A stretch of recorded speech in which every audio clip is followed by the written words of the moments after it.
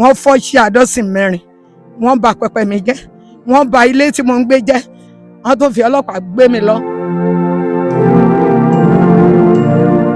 Ìjì ayé máa ń jà ránṣẹ́ Ọlọ́run. Ìjì tó jayé mi ni pé mo mú ọmọ àbúrò mi mọ́ra, kò ní ìyá kò ní bàbá. Ó dé láti ọ̀nà mòwe, ó ní ara òun ò yá, mo dágbo fún un. Mo mú lọ Ìtàmọ́ǹgì lọ́sípítù, wọ́n lọ bá mi dá lóhùn. Ní ìgbà tó di January 7 òun fẹ́ mu tíì, àpò tíì yẹn fún. Lẹ́yìn tó mú tán ló gbórí sókè pé mọ́mì mi ẹ wo nǹkan tó ń lọ, mo ní kí ló ń lọ, ó dẹ̀ rẹ́rìn. Mi mọ̀ pé ẹ̀rín ìdágbére ló ń dágbére fún mi. Mo wá sọ fún pé mo fi ẹ́ ṣe gẹ́gẹ́ bí àbúrò mi kejì torí ọmọ last born mọ́mì mi ni. Ní ìgbà tá a dé hospital tó fẹ́ dákẹ́ ó ní ká máa gbé lọ. Mo ní ìṣẹ̀lẹ̀ mọ́mì lé ní Sunday 1st Sunday January. Mo gbé lọ sọ́dọ̀ àbúrò mi, ọmọ àbúrò mi yọ paná, ó nà mí ní ìgbà 3. Wọ́n fi àdá àti àáké gbogbo ọmọ tòkù wọ́n fi lé mi délé. Ọkùnrin kan ń pè lábọ̀gùn yẹn ló lọ fi ara mi pamọ́ sínú ilé kan, ó tilẹ̀kùn pamọ́ mi. Ìgbà tó máa pé ìṣẹ́jú 15 wọ́n fọ́ sí àdọ́sìn mẹ́rin, wọ́n bà pẹpẹ mi jẹ́, wọ́n bà ilé tí mo ń gbé jẹ́, wọ́n tó fi ọlọ́pàá gbé mi lọ. Wọ́n lọ tọ́jú mi, àbúrò mi débẹ̀. Wọ́n ní kí ló fẹ́ kàn ṣe, ó ní kàn bá òun bẹ̀ mí. Èmi ni mo tọ́jú ọmọ yẹn lóòótọ́, pé ṣùgbọ́n nǹkan tó ń ti ṣe fún mi yẹn ó ti bàjẹ́. Wọ́n ti bà mí lórúkọ jẹ́ pé ṣe ni mo ṣẹ́yún fọ́mọ yẹn tí mo pa. Àwọn ẹgbẹ́ wòlíì pè mí, wọ́n tó ṣẹlẹ̀ yìí kí ló dé ayé níkà. Mo ní mi mọ́wọ́ mi mẹ́sẹ̀, ṣé mo ní ìgbàgbọ́ pé máa rá lànà. Mo ní lórí ìsọjí tí mo wá yìí, mo ní àná ni mo wọṣọ àdúrà lọ ìsọjí nítorí ojú ń tì mí, mo máa ń kó sí báyìí. Ó ní ìpinnu pé ó ti tán.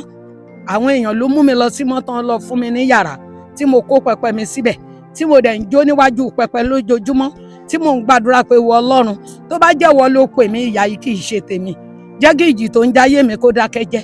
Mo fẹ́ kí gbogbo ayé tó máa rí mi kó máa pè mí pé ìyá àdúrà, kí n má ṣe ìyá àdúrà nú yàrá, kí Ọlọ́run kó gbé mi já gbangba ògo mi. Gbogbo ẹgbẹ́ Kérúbù Séráfù òkìkí wọn ń kàn ní kó kìkì mi kó kàn. Òtítọ́ ló jẹ́ lé babaláwo ni mo ti jáde, ṣùgbọ́n ó ní nǹkan tá Ọlọ́run fẹ́ fàyè mi ṣe kó tó dá yọ mí kúrò ńbẹ̀. Ẹ̀ ń dúpẹ́ torí pé mi ìgbọ́mọgbìn mi ìgbọ́mọsún, nítorí pé ọmọ iná ó ṣàwí ìgbọràn. Mo pè é kan, mo ní ẹ̀mí Ọlọ́run ní kí n bi ẹ́ léèrè pé ó ń ṣe nǹkan kan ó fi pamọ́ fún mi, kí ló wà lábẹ́ ìkọ̀kọ̀, tú jáde kí n lè sá mi lọ bẹ́ẹ̀ nìkan. Ó ní kò sí nǹkan kan. Ọjọ́ kẹta ìlélẹ́wúrẹ́ wọ ìmísí láago 10 alẹ́. Bàbá kí ló dé tẹ̀ ń ké? Ìgbà yìí mo ń gbọ́ pé ogun ayé jà wọ́n, ń báyìí ń ṣẹlẹ̀ sí wọn, mo ṣe ń bọ́ lójú. Mo wá fẹ́ fa màmá yìí lé ẹ lọ́wọ́ lónìí pé kó sọ tẹlifóònù nọ́mbà wọn. 070 77 66 5220.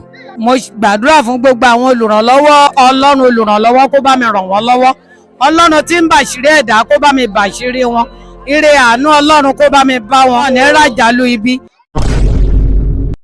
Aula Bitter Tea, ẹkùn akíkanjú tí ń wọ̀yá ìjà pẹ̀lú àwọn àìsàn bíi kíndìnrín, èyí tó ní stone nínú, kidney stone, yóò gbé tirẹ̀ tẹ́ẹ̀sì yámọ́ ìgbẹ́ dànù. Òun kan náà sì tún ní o, ló ń ṣiṣẹ́ fún liver, àìsàn jẹ̀dọ̀jẹ̀dọ̀, a tún máa ṣiṣẹ́ fún heart, èèyàn ìṣòro àìlèmí sókè sódò dáadáa, tó tún ṣiṣẹ́ fún ìfúnpá gíga, high blood pressure. Bákan náà, gbogbo ẹ̀yin tẹ́ bá ní ìṣòro ìsétọ̀ tá a mọ̀ sí prostate cancer, gbogbo àwọn àìsàn tá a là kalẹ̀ yìí pátápátá ni yóò wo gbogbo ẹ̀sán. Gbogbo ẹ̀yin tẹ́ wà ní Manchester láti rí egbògi Aula Bitter Tea rà, ẹ kàn sí wọn ní nọ́mbà 45 Middleton Garden, Manchester M24 1AB, tàbí kẹ́ ẹ pè sórí àwọn nọ́mbà tó wà lójú ìwòran yìí àti Nigerians nọ́mbà yìí pẹ̀lú. Egbògi Aula Bitter Tea, ewé àtegbò pọ́nbélé wọ́n fi ṣe àgbékalẹ̀ rẹ̀. Pẹ̀lúra lónìí kò jẹ́rìí sí ìmọ̀ ìjìnlẹ̀ tiwantiwa.